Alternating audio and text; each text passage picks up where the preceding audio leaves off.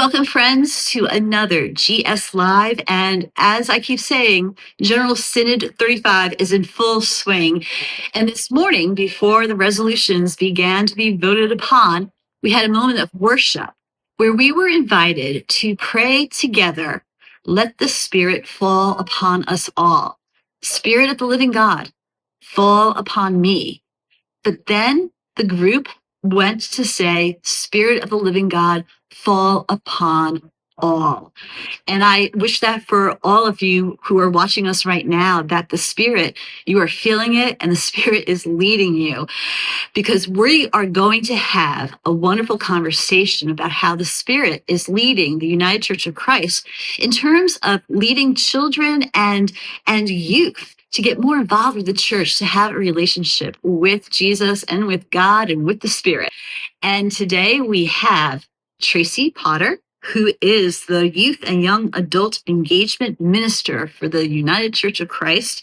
And then we have Tyler Ung, who is the Minister of Children and Youth. And we have a special guest. We have Micah Potter, who is here to share with us some of his thoughts, his deep and profound thoughts, starting with, what is your favorite Bible story? My favorite Bible story is the glory of Jesus, because the name of the story is touching. Oh, yes.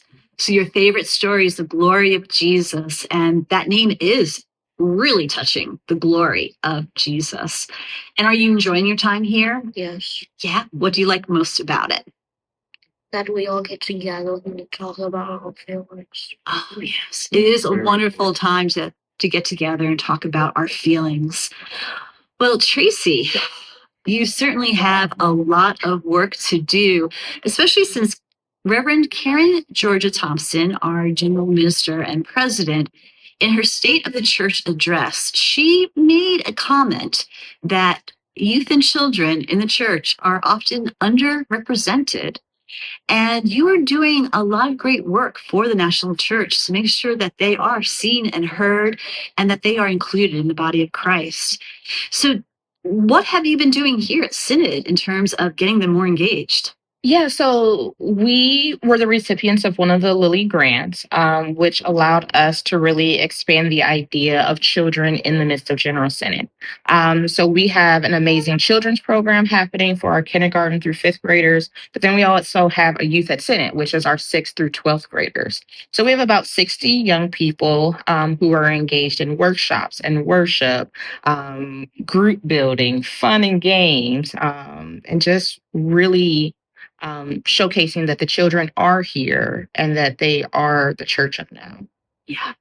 And beyond fun and games, there was also yesterday at Synod a time of the children, the youth having communion and baptism. Mm-hmm. Can you tell me a little bit more about that? So our young people come from different walks. Most of them do not necessarily have a UCC background. Some of them have gone through confirmation. Some of them have no idea what confirmation is. But two central points for the church universal is this idea of baptism, of this is an opportunity for us to say, this is who we are as people of faith, and then the welcoming table. So regardless of where our young people are on their journey, we wanted them to know that you are welcome in this space. So it was an opportunity to reaffirm vows that we may have already taken with baptism. It was an opportunity to remember the sacrifices that Jesus made. But in that sacrifice, the table was widened, and we wanted to do that with our youth yesterday. And you are making an impact, because what I've heard, seen and heard in the aisles of General Synod, people are impressed, or people are noticing that there is more youth engagement at this Synod than in previous synods. And so people are taking note of the work That's that a great you're doing. Yeah.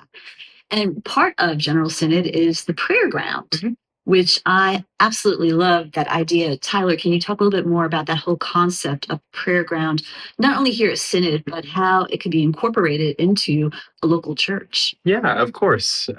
Prayer grounds have been around since about 2015. Mm-hmm. There was church, Grace Lutheran Church in Minnesota, was one of the first to start this idea, a radical idea of what if we didn't put our children away in a cry room and instead brought them right to the front and center, so that they can see what's happening in worship and they can see that worship is for them.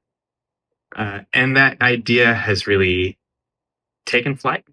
It's grown, and we are trying through the Love of Children Project, part of the Lilly Grant, to continue to nurture and develop that idea, in part because worship is something that is deeply formative for our spirituality and our faith.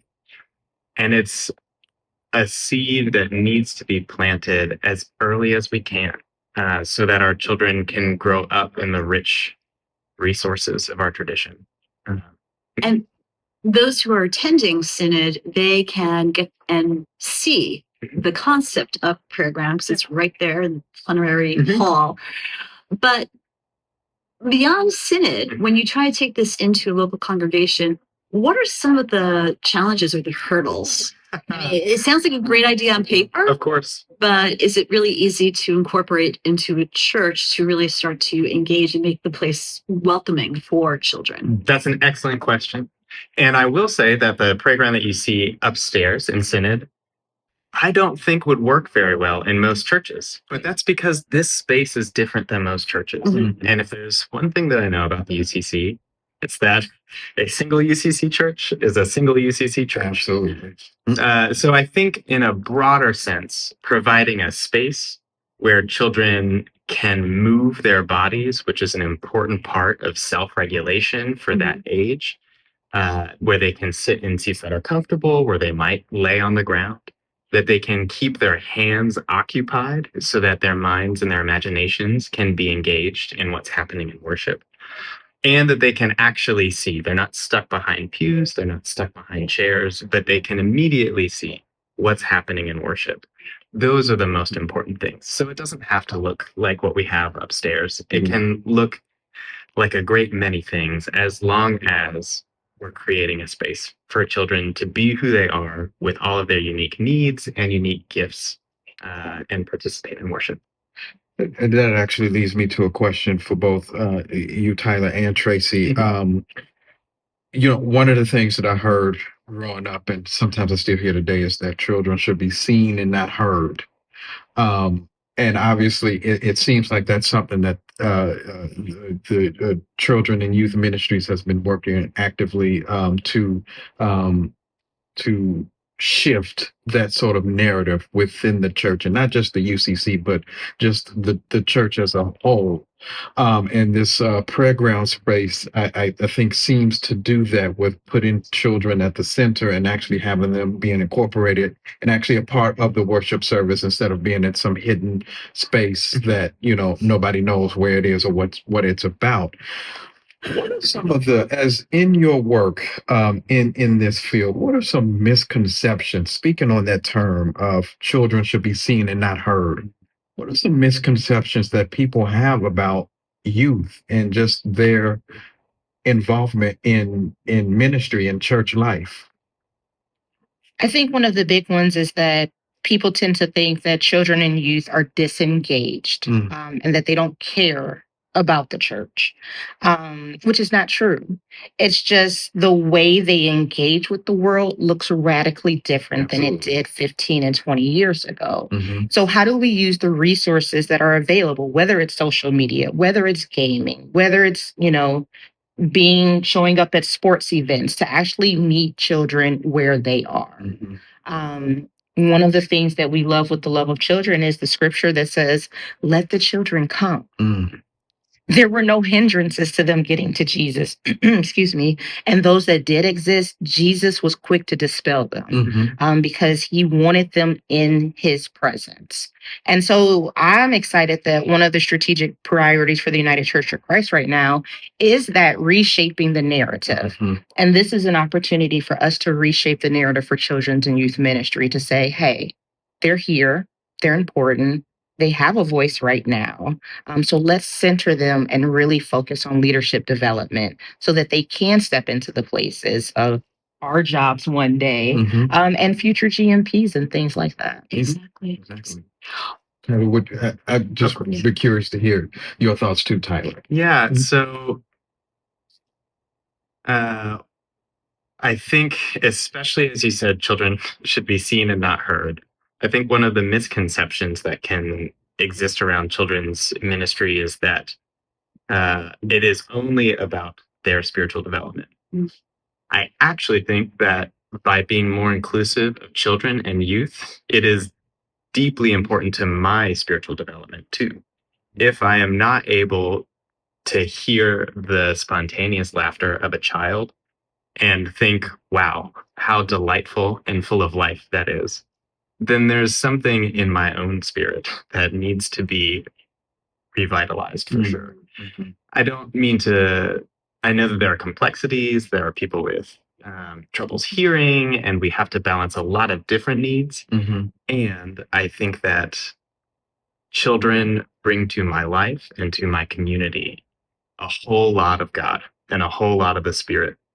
And I am denying myself a gift whenever I do not fully include them. Absolutely. I'm wondering if Tracye and Tyler, if you could perhaps address this question, not answer it, because if you had the answer, you wouldn't be here. You would be, I don't know where you would be, but you wouldn't be here. So many churches, I hear, lament. We need children. We need youth. How, Pastor, are you going to bring them in? How do we stop that narrative? Because it's not going to bring them in, that question. So any thoughts on what you would say to a congregation that has that narrative still? Yeah, I think one of the great things from COVID, excuse me, is that we learned that church is not the building. So if you're still focusing on how do we get the children to come, you've already missed the opportunity. Whether it's partnering with your local school district, whether it's adopting a sports team, whether it's the arts theater in your community, there are children in your midst, and we have a responsibility to them. And so they don't have to ever come into our building, but we should be taking the faith out to them. So I think that's the shift that needs to start to happen is it's not the building, and it never was. And that's what we are trying to do with Love of the Children is saying, hey, there are children there. Please go find them because they need to know that the church cares about them. And it's not about membership. It's not about how much money they're giving. It's you are a whole person and worthy of love. Yeah. I would say something very similar. I always like to be careful of the assumptions that we are placing on others. And I think that in many churches, the assumption is children will come in and they will be the future of this church. And that is not relational. That is not compassionate. That is not life-giving in the ways that I see and read Jesus. And so I think instead of asking, what can this child do for the church, starting instead with the question, who is this child? And being a lot more relational. That I think is something that is inherently attractive to any person. But kids want to be known. Kids want to be loved and cared for. And instead of trying to tell them who they should be, starting with the question of who are you and how can our community of faith be with you? I think that that's a healthier place to start. Definitely. Definitely. Now, Tyler, I know that you have some news. You are going to be leaving the UCC national setting as a minister of children and youth, and you will be stepping into pastoral ministry where I'm sure you might field those questions. Yes. So, so what do you plan to take with you that you have done here into that setting? I mean, just the same conversations. Yeah, absolutely. I think one of the greatest things that I'm bringing to the local church is an attention to intergenerational opportunities. So as a senior minister, I am not trying to delegate or relegate children's and youth ministry to someone else, which is not to say that that is an unhealthy model for ministry. There's a lot to be gained from focused attention. I also think that for this season of my church's life, there's a lot to be gained by serving together with all ages, by worshiping together with all ages, by gathering together and just having fun with all ages. And I think that that can be a really life-giving model for churches to lean into again. That's how they tended to be a while ago. We've gone away from that a little bit, and I think that we can explore new ways of being church now. Well, we are sad to see you go. We I know are. Tracye is, and I know Micah, you are. But many blessings on your new venture, which begins shortly. So yes, but we will be seeing you, I'm sure, at future General Synods. For you, Tracye, since you are going to be hanging around, I am. we are delving into the theme of Synod and asking each guest of GS Live, how are you going into the deep, or how do you plan after Synod is over to continue going into those deep waters of faith? Yeah, so one of the great things that will be coming out shortly after Synod, there was a group that worked with me to develop a 4-week curriculum around the General Synod theme of Into the Deep, to really talk about some of the things we did with the Youth at Synod program. So it'll explore UCC identity. It will explore Justice 101. It will talk about immigration. So how do we go deeper into some of the important things that we discuss at Synod within our local congregations? We are quickly moving toward the summer of 2026, where we're going to have a summer of advocacy program, which is going to go deeper. About 100 youth will have the opportunity to gather in Washington, D.C. to talk about how faith and politics intersect. So we really want to take this theme through the next couple of years in our youth and children's programming.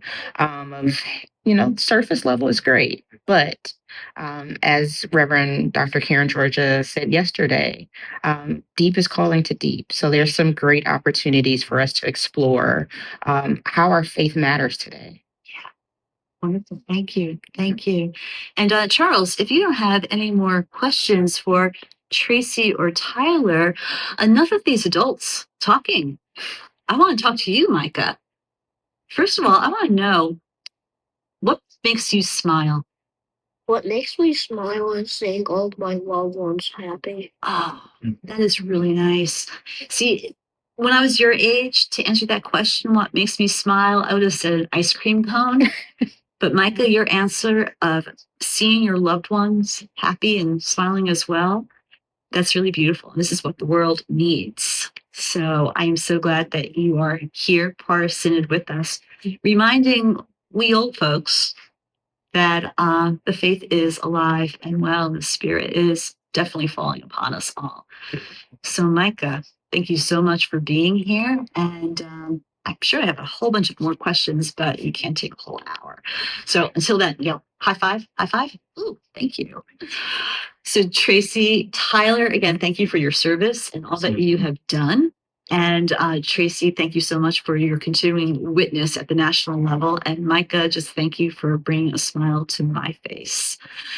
And so this wraps up this edition of GS Live. As always, remember to get all the latest news at ucc.org/news, and also all the General Synod news at generalsynod.org.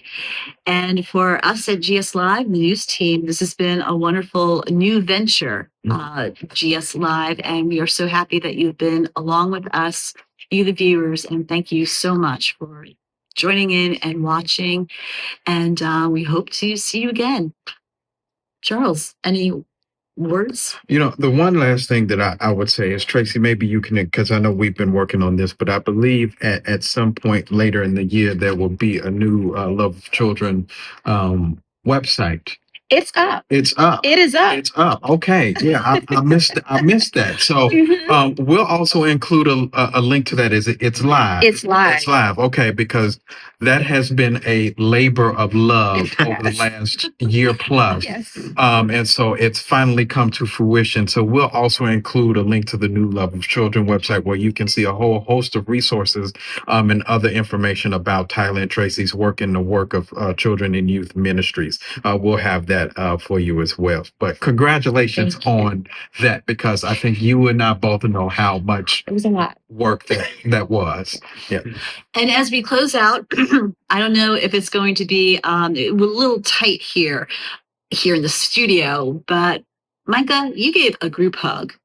Would you want to give another group hug as we say goodbye? It would be my pleasure. It would be your pleasure. Okay, so bye everybody from GS Live, and we're going to join in for a group hug. Group hug. Group hug. Yay, Spirit. Thanks, Micah.